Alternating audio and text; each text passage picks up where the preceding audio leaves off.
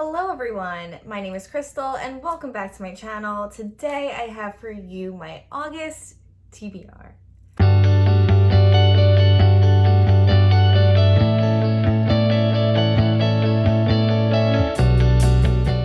So today I have quite a TBR for you guys. It's going to be an interesting month. Let's see if I can get to all these books. And the first book that is on my August TBR is It by Stephen King. This is a reread for me and for majority of the people in the Constantly Reading Book Club, but we were just in the mood for a reread of It. So if you guys want to join in, our August book club pick is It. I cannot tell you how excited I am to be reading this. I am literally like the smallest amount into this book and I'm just loving this reread so much. So thank you guys for participating. We have a huge group in our Discord group reading along and I'm just so stoked about it. Y'all are so awesome. Thanks for making the Constantly Reading Book Club what it is. And moving over to Discord was such a great idea and I'm so glad that we did it. So if you want to join us this month, I highly suggest it.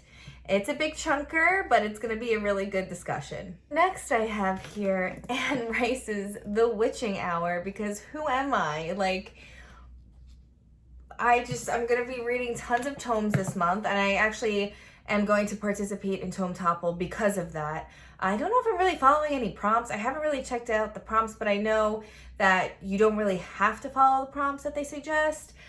Just to read books that are over like 500 and something pages, which this is obviously, and I'm going to be reading Midnight Sun as well by Stephanie Meyer, because I have to. My friends and I from high school, we actually are forming a book club, so we are going to be reading that for our book club this month.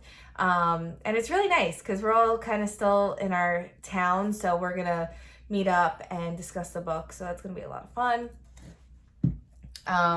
And just revisiting Twilight because we're all Twihards. At least my generation we love Twilight, so it's gonna be nice to revisit that world this month. Getting back to this big chunker, The Witching Hour by Anne Rice.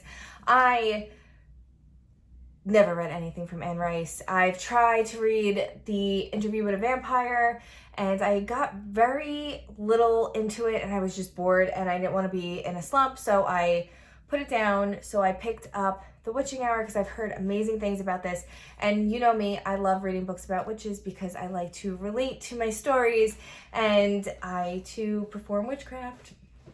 So I'm really excited to read this. I've heard amazing things, and also Ryan Murphy took his idea for American Horror Story Coven and got a lot of his ideas from this book, which I just found out recently. I was listening to a podcast and they mentioned that and I was like, wow, I really need to move that up on my TBR. So I feel like this will get me in the mood for fall as well. I'm just in the mood for witchy stories. After reading The Year of Witching by Alexis Henderson, I just need to read all the witchy fiction right now. I'm just into it. So, attacking this huge tome, I want to say this takes place in the South, and there's like hoodoo witch magic, I guess. We'll see. I'll check it out. I don't really know much about this. I know that it's a well-loved book, and it's a nice, big, floppy paperback, which I love. But a lot of people love this as a witch story, and there are times where I just like want to find new witchy fiction and I will Google like the best witch stories, and that always comes up like in the top 3. So why not read it? I know it's a little outdated. It was written, I think, maybe in the 70s. I don't really know, but I'm here for it. I'm excited. And let me know if you've read it and if you loved it. I think it is a series, but I know the other books in the series aren't that great, so we'll see what happens. We'll see if I love it. So next I have here, you guys are going to be like, whoa. I have Nora Roberts' The Dark Witch. I've never read anything from Nora Roberts, but she just keeps putting out books, whether it's under her real name, Nora Roberts, or J.D. Robb. I don't know if you read any J.D. Robb, but that is Nora Roberts. I think it's like more like mystery thriller type stories that the J.D. Robb version puts out. But I'm really excited to read this. I've heard great things, and this too comes up a lot on Goodreads for like, you know, the top witchy fiction that they have. So I'm gonna get into this. This is a series. I believe it's about like a lineage of witches. It takes place in Ireland, which I love because I love anything like Celtic and Ireland folklore. I'm really into that right now. That's kind of like where I want to be, is like Ireland, Scotland. Like if I had to move to another country, that's where I would move. So I'm really into this right now. It does flip back and forth. I want to say to the 1200s to current day. So that's really interesting. So it's a very long family lineage of witches. And it's romance. You know, there's definitely romance in here, which I need a break from some of the horror that I've been reading. So I'm really excited to get into this. And there's some magical aspects in here. So there's definitely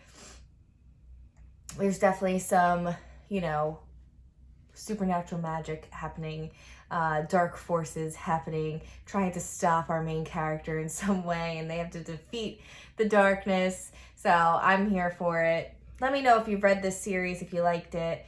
I'm looking forward to getting into it and expanding my reading horizons to reading some Nora Roberts.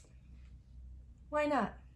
Next I have here Magic Lessons by Alice Hoffman. Now you guys know Practical Magic is one of my favorite books, and I have read Rules of Magic, and now Magic Lessons is coming out in October, which is the prequel to the prequel of Practical Magic. This is our story of Maria Owens, and she is the one who basically kicked off the Owens curse for the women. And in case you didn't know, in the movie Practical Magic, I'll just start from there in case you want to watch the movie before you read the book.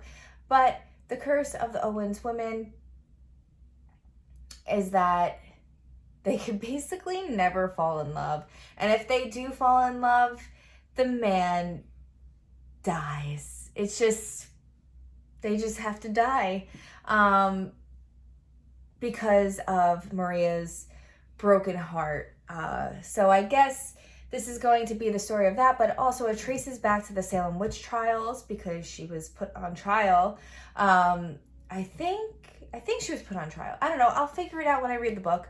But I heard that Alice Hoffman did so much research on the Salem witch trials for this. And you guys know how much I love Salem. So I'm really into this. I can't wait to visit Salem in 1692 in this book. It's just going to be it's going to be phenomenal. It's going to be phenomenal because it is by Alice Hoffman, who I just love so dearly. She's just such a sweet woman.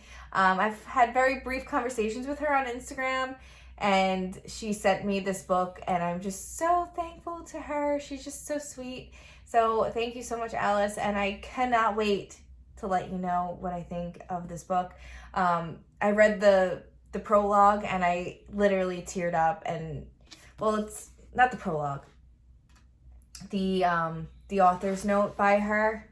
She just wrote a note, and I cried a little bit, I have to say. She just knows how to pull my heartstrings and